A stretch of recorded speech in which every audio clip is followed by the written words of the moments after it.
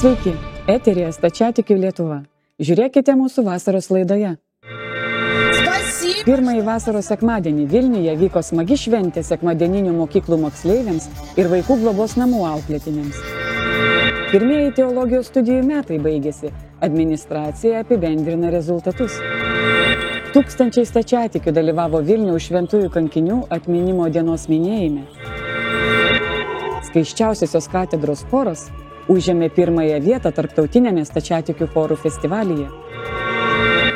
Vilniaus Arkangelo Mykolo šventovėje vyksta pamaldos skirtos jauniausiasiems parapijiečiams.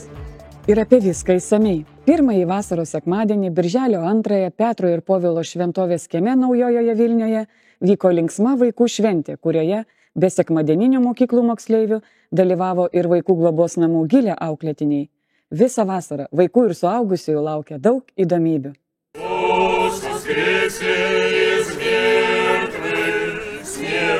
Смерть поправ, и слушаем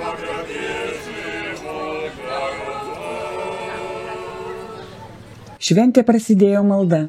Jungtinis choras vadovaujamas sostinės dvasininkų giedojo Velykų troparą, į susirinkusius trumpus sveikinimo žodžių kreipėsi Vilniaus ir Lietuvos metropolitas Inokentijus. Дорогие друзья, с праздником, с Пасхой Господней, Христос воскресе! Kristus prisikėlė. Kristus vaskrėsi. Džiaukimės, kad atėjo vasara, džiaukimės, kad viešpats davė gerą orą, džiaukimės, kad per šias vasaros atostogas susirinkome čia pabūti kartu. Linkiu kiekvienam jūsų geros nuotaikos, meilės vienas kitam ir dėkokime Dievui, kad jis taip išmintingai viską sutvarkė mūsų gyvenime. Dėkoju šios šventės organizatoriams, prašau Dievo pagalbos jiems, o visiems čia susirinkusiems linkiu geros nuotaikos ir malonių linksmybių. Kristus prisikėlė, viešpaties palaiminimas jums, jo malonėje ir meilėje žmonėms tiesie visais laikais, dabar ir visados ir per amžių amžius. Šventę organizavo Lietuvos stačiatikių brolija. Jos rengime ir vedime dalyvavo 10 savanorių, tarp jų ir Lietuvos šventosios Karitinos seserys. Šiandien švenčiame šventę Sveika vasara, kurioje dalyvauja mūsų globotiniai iš Gilės vaikų globos namų, 21 vaikas ir 6 auklėtojai, ir žinoma mūsų seserys džiaugiasi šią džiugę šventę kartu su visų parapijų vaikais. Galima sakyti, čia yra visų sekmadieninių mokyklų išleistuvės, metų pabaiga. Šventė vadinasi Sveika vasara. Ir iš tikrųjų šiuo metu sekmadieninių mokyklų veikla pereina į naują formą. Jei per visus metus su vaikais bendravome po pamaldų, sekmadieninėse mokyklose, tai dabar su jais bendrausime stovyklose, o prieš stovyklas vaikai susirinko atšvęsti mokslo metų pabaigos ir vasaros pradžios. Švenčių rengia Lietuvos stačiatikių arkivyskupija, o ir padeda brolijai, ir iš tikrųjų šventės tikslas yra kažkaip apvienyti šeimas įvairių parapijų. Žinote, mes per švenčias meldėmės kiekvieną savo parapijoje ir kažkaip taip, tokios ryšies nėra, ne? O mes čia galim kartu susijungti, kartu ir pasimelsti, kartu ir pabūti, kartu pašvęsti, kartu pasveikinti vaikus ir su šventom Velykom, ne? Ir tuo pačiu ir artėja ir dabar jau vasaros atostogos, ne, ateina vasara. Tai iš tikrųjų norėtųsi, kad taip apjungti šeimą, ne, kažkaip palaikyti šeimą, palaikyti vaikus ir padovanoti džiaugsmą. Tai va toks pagrindinis tikslas yra šios šventės. Dalyvauja čia žmonės iš įvairių parapijų ir mes pakvietėm ir iš įvairių viešojų įstaigų žmonių ir iš socialinių centrų, tai dauguma įvairių žmonių atvažiavo ir netgi iš gatvės šiaip ateina ir sako, ar galima mes su jumis kartu čia pašvęsime. Tikrai galima, mes norim kartu švęsti ir kartu pasidalinti džiaugsmu. Šventės programoje buvo kūrybinių grupių, animatorių, klauno pasirodymai. Petro ir Povilo šventovės kieme buvo galima šokinėti ant batutų, dalyvauti įvairiuose žaidimuose. Taip pat vyko mokslinių eksperimentų demonstravimas. Kiekvienas rado savo užsiėmimą. Mes su vaikais atvažiavome čia pabūti, pašokinėti ant batutų, pasivaišinti cukraus vata. Man labiausiai patiko, kad čia yra batutai ir labai skanus maistas, labai tikrai. Antrą kartą aš dar buvau praeitais metais. Man praeitais metais irgi man labai patiko, buvo labai gražus oras, labai gražus koncertas ir tikrai labai verta buvo čia ateiti. Čia viskas nemokamai ir visi dosniai dalyjasi. Mes dabar žaidžiame tinklinį, mūsų vaikai prie scenos, stebi pasirodymą, vaišiname skanėstais, čia viskas puiku. Šiandien kaip ir kiekvienais metais žmonės iš įvairių parapijų susirinkame, kad čia kartu šiltai sutiktumėm vasarą. Dalyvavau įvairiuose renginiuose, čia koncertas labai patiko pasirodymai, taip pat čia yra įvairios veiklos kaip piešimas, taip pat savanoriavau, pūčiau balionus. Makiažo meistrų dėka šventės metu kiekvienas galėjo nemokamai išbandyti neįprastą įvaizdį. Piešiame vandens dažais drugelius, gėles, sukuriame vasarišką nuotaiką. Vasarą vaikai galės pailsėti tradicinėje stačiatikių stovykloje, kurią organizuoja Lietuvos stačiatikių brolija. Pirmoji vaikų stačiatikių stovyklos pamaina vyks Liepos mėnesį Klaipėdoje, o antroji – rugpjūčio pirmoje pusėje Ignalinoje. Stovyklos programa sudaryta taip, kad vaikai ir pailsėtų, ir naudingai praleistų laiką. Planuojami susitikimai, meistriškumo pamokos, sporto varžybos, pokalbiai su kunigu ir dar daug ko. Taip pat vasarą vyks nemažai vaikų stovyklų, šeimininių išvykų ir piligriminių kelionių, kurias organizuoja įvairios parapijos. Informacijos apie tai galima gauti Lietuvos stačiatikių bažnyčios cerkvėse. Gegužės pabaigoje Vilniaus ir Lietuvos metropolitas Inokentijus pasveikino Lietuvos Respublikos prezidentą Gitaną Nausėdą su perrinkimu valstybės vadovu ir palinkėjo jam Dievo pagalbos einant prezidento pareigas. O birželio 14 gedulo ir vilties dieną Vilniaus ir Lietuvos metropolitas Inokentijus, aukodamas dieviškąją liturgiją Vilniuje Šventosios dvasios vienuolyno katedroje, meldėsi už Dievo saugomą mūsų šalį Lietuvą ir už visus Lietuvos gyventojus žuvusius ir nukentėjusius nuo bedieviškos valdžios represijų. Visiems nekaltai žuvusiems ir nukentėjusiems trėmimo eigoje buvo prašoma suteikti amžiną atilsį. Šią dieną Lietuva mini 1941 birželio trėmimo aukas. Dar kartą dėkojame už visas Dievo malonės, siunčiamas jo globojamai mūsų šaliai Lietuvai ir jo žmonėms.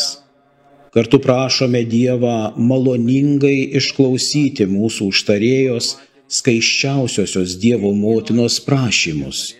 Šventoji bažnyčia drąsiai skelbia, kad ji dieną ir naktį meldžiasi už mus. Atsiliepki jos maldas už mus ir leisk jai ateityje mus uoliai, karštai užtarti bei padėti, kad Lietuvos kraštą ir jo žmonės aplenktų negandos ir bėdos. Baigėsi stačiatikių teologijos studijų, kurios praėjusį rudenį prasidėjo Vilniuje mokslo metai. Pirmieji rezultatai pateikiami mūsų reportaže. Beveik metus mokėsi teologijos studijų studentai laiko egzaminus, kurie yra vasaros sesijos paskutinioje etapo dalis.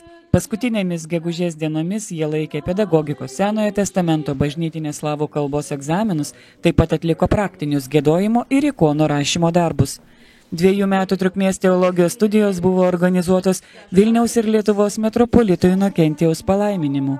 2023 metų rudenį buvo pradėtas priėmimas į 4 skyrius ganytojų, katechetikos, ikonografijos ir religinio giedojimo.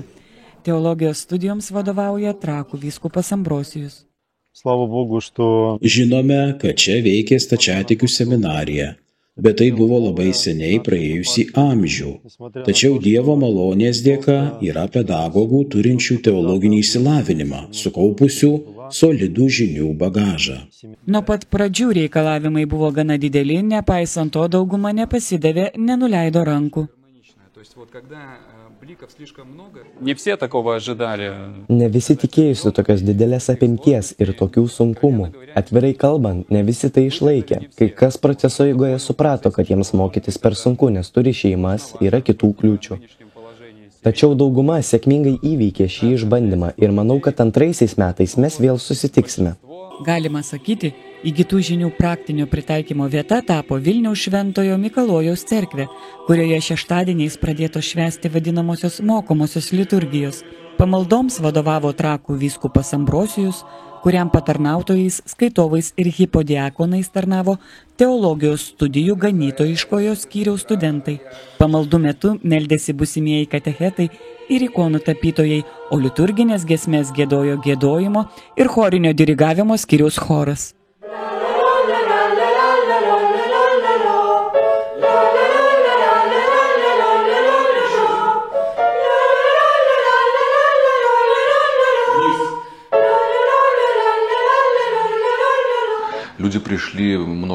Tarp įstojusiųjų daugelis nežinojo pamaldų eigos, nieko nenutuokė apie bažnytinį giedojimą, turėdamas muzikinį išsilavinimą baigiau muzikos akademiją. Rodžiau jiems, kaip valdyti balsą, dalijausi savo žiniomis. O šie žmonės yra nelyginant kempinės, sugeria visą informaciją, kurią jiems pateikiame. Užsiėmimai vykdavo penktadieniais ir šeštadieniais, o prireikus ir kitomis dienomis. Mokymo procesas buvo organizuojamas atsižvelgiant į tai, kad dauguma mokinių yra dirbantis ir šeimą turinti žmonės. Be Šventosios dvasios vienuolyno teologijos studijų savotiška mokymo baze tapo sostinės Švento Mikalojaus parapijos namai. Būtent čia pirmųjų mokslo metų baigimo proga buvo surengta šventė.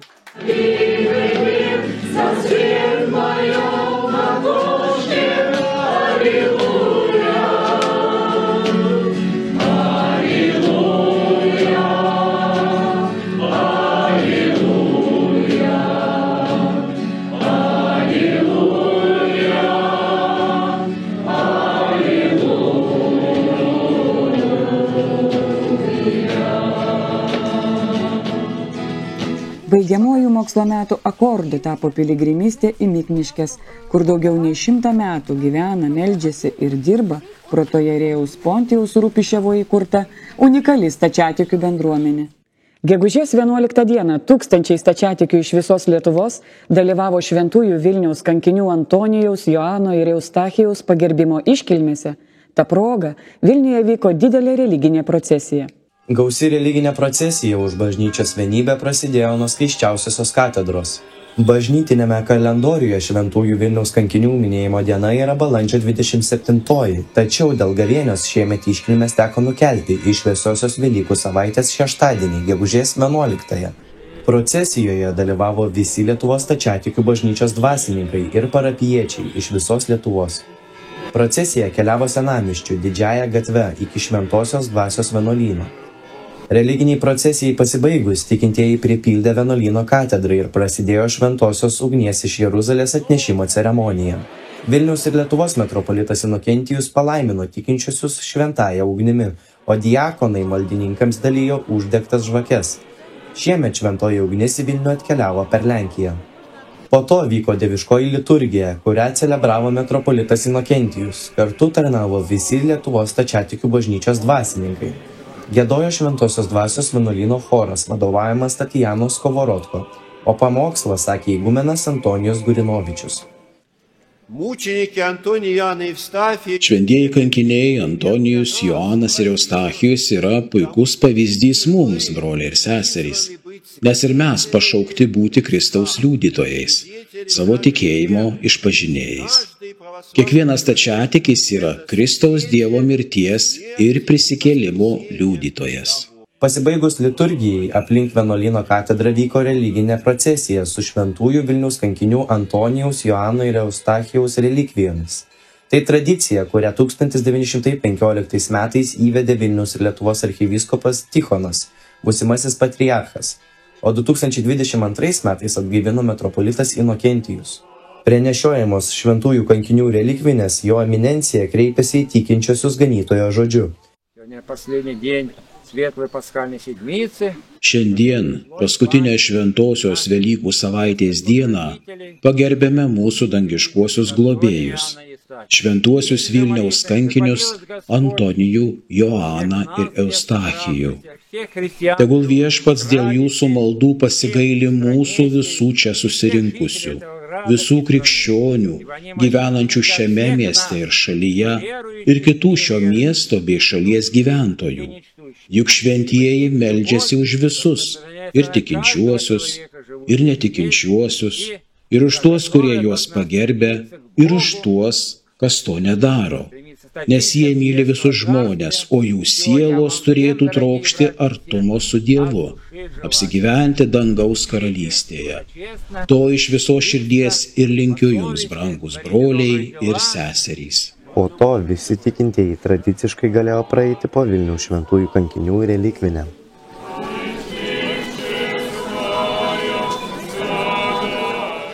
Vasarą Šventosios dvasios vienuolyno katedroje 2 kartus bus aukojamos iškilmingos liturgijos, kuriuose dalyvaus visi Lietuvos stačiatikių bažnyčios dvasininkai. Pirmoji šių liturgijų vyks Liepos 26-ąją per iškilmes skirtas visų Lietuvos šventųjų atminimo dienai. Šią dieną 1946 metais į Vilnių sugrįžo Vilniaus šventųjų kankinių relikvijos. Nuo 2020 metų metropolito Inokentijaus iniciatyva ši diena tapo visų Lietuvos šventųjų atminimo švente. O dar iki to, birželio 24, kitą dieną po sekminių vienos iš 12 metų švenčių, Šventosios dvasios vienuolyne vyko titulo šventė. Jos metu buvo iškilmingai aukojama liturgija Šventosios dvasios garbei. Vilniaus miesto skaisčiausiosios katedros choras, vadovaujamas Anos Kutiševos, užėmė 1-ąją vietą tarptautinėme stačiatikių muzikos festivalyje, kuris vyko gegužės 13-18 dienomis Lenkijos mieste Hainufkoje. Pergalė buvo laimėta kategorijoje miesto parapijų chorai. Iš viso festivalyje Hainufkoje dalyvavo 27 stačiatikių chorai iš įvairių šalių.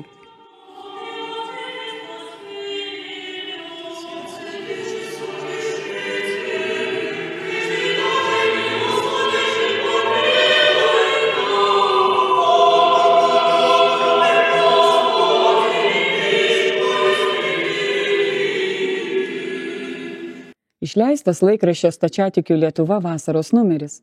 Naujausiame numeryje metropolito Inokentijaus ganytojo žodis apie Šventosios dvasios gavimą kaip mūsų gyvenimo tikslą. Be to leidinyje vyskupo Ambrosijaus straipsnis apie pirmųjų teologijos studijų metų rezultatus, visų 3 vasaros mėnesių bažnytinis kalendorius, kunigo Olego Šlektenko atsakymai į parapijiečių klausimus, tėvo Josifo Zetišvilio pasakojimas apie stebuklus, kurie vyksta mūsų gyvenime, informacija apie artėjančius įvykius ir kita. Laikraštį galima nemokamai pasiimti kiekvienoje Lietuvos stačiatikių bažnyčios cerkvėje. Kitas numeris bus išleistas rugsėjo mėnesį. Gegužės 25 dieną Arkangelo Mykolo cerkvėje Vilniuje vyko vaikams skirta liturgija. Jai pasibaigus aplink šventovę vyko religinė procesija. Skambant Velykų giesmėms jaunieji parapijiečiai nešė iš namų į pamaldas atsineštas ikonas. Tokios liturgijos čia vyksta reguliariai, maždaug kartą per mėnesį. Šių pamaldų tvarkaraštį galite sužinoti Arkangelo Mykolo šventovėje arba parapijos Facebook puslapyje. Šioje liturgijoje vaikai patys atlieka įvairius patarnavimus, o kad jiems būtų lengviau, kai kurie skaitiniai buvo sutrumpinti. Išsamiau apie vaikų liturgiją papasakoti mes paprašėme Arkangelo Mykolo šventovės sekmadieninės mokyklos mokytojos motinėlės Ksenijos Kazarinovos. Sveiki. Labą dieną. Papasakokite, prašau, kaip kilo mintis surengti liturgiją skirtą vaikams. Į cerkvę visada ateina nemažai vaikų ir jie nori dalyvauti, jie nori matyti, jie nori suprasti, kas vyksta. Bet dažnai, ypač patys mažiukai, jie net negali matyti, jie mato nugaras, jie mato kojas.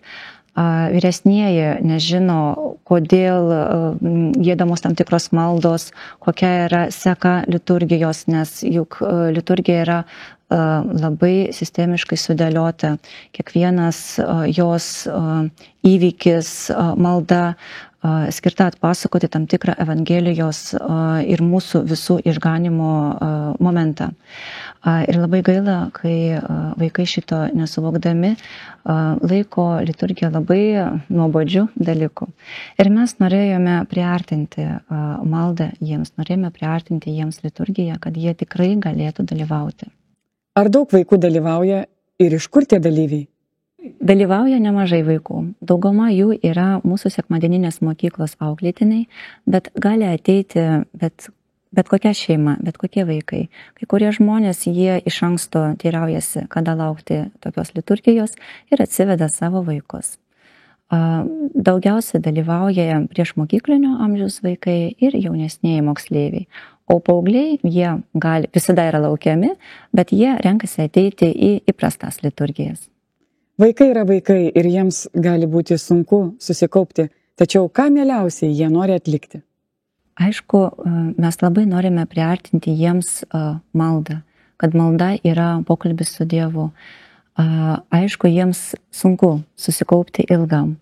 Ir todėl jie gali rinktis savo kažkokius darbus liturgijos metu. Jie labai mėgsta dalinti vienas kitam žvakes. Mes turime kokį nors vaiką, kuris turi krepšelį pilną žvakių ir jis dalina visiems parapijančiams tas žvakes. Jie gesina žvakes, uždega žvakes. Jie gali giedoti, jie patarnauja altoriuje. Kai kurie padeda ruošti bendrą maistą, kuris visada laukia mūsų po liturgijos. Jie dalina prosforas, šventą duoną. Jie gamina gėrimą, kurį mes geriame po šventosios komunijos priėmimo. Iš tikrųjų, kiekvienas gali rasti savo kažkokį užsiėmimą ir būti naudingas savo ir kitiems. Kuo skiriasi liturgija skirta vaikams nuo įprastos liturgijos? Liturginių pobūdžių niekuo. Ji gali būti trupučiuką sutrumpinta, kai kurie skaitiniai gali būti sutrumpinti, tačiau tai yra ta pati dieviškoji liturgija. Ji skiriasi tik tuo, kad vaikai aktyviai joje dalyvauja. Kartais šiek tiek triukšmaudami, kartais per daug judėdami iš vietos į vietą, bet jie stengiasi įnešti savo įnašą kažkokį į bendrą maldą. Sakykite, prašau, kaip dažnai vyksta tokia liturgija ir kada numatoma kita? Paprastai jos vyksta kartą per mėnesį, kitos mes laukiame Liepos 13 dieną, kad galėtume kartu atšvęsti šventųjų apaštalų Petro ir Povilo šventę. Dėkojame Jums, kad atvykote ir sudie. Ir galiausiai apie kai kurias svarbias bažnyčios kalendoriaus datas. Liepos 6 Vladimiro Dievo motinos ikonos diena. Šiai šventenybei mūsų bažnyčios tikintieji reiškia išskirtinę pagarbą. Liepos 7 garbingojo ir šlovingojo viešpaties pirmtako krikštytojo ir pranašo Jono gimimas. Liepos 12 šlovingųjų ir garbingųjų vyriausiųjų apaštalų Petro ir Pauliaus atminimo diena. Liepos 15 stebuklingosios Pažaislio Dievo motinos ikonos diena. Ši ikona yra Kaune, pagarbą jai reiškia tiek stačiatikiai, tiek katalikai. Liepos 26 visų Lietuvos šventųjų soboras. Iškilminga šventinė liturgija bus aukojama Vilniaus Šventosios dvasios vienuolyne. Rugpjūčio 4 apaštalams lygios Miros nešėjos Marijos Magdalietės diena ir Vilniaus Marijos Magdalietės moterų vienuolyno titulo šventė. Rugpjūčio 14 garbingojo gaivinančiojo viešpaties kryžiaus išnešimo šventė, pasninko prieš užmigimo šventė pradžia. Rugpjūčio 19 viena iš 12 metų švenčių mūsų viešpaties Dievo ir išganytojo Jėzaus Kristaus atsimainimas. Rugpjūčio 28 švenčiausiosios mūsų valdovės Dievo gimdytojos ir visada mergelės Marijos užmigimas, viena iš 12 metų švenčių. Tuo laidą Stačiatikių Lietuva baigiame, dėkojame Jums už dėmesį ir atsisveikiname su Jumis iki rugsėjo. Geros Jums vasaros.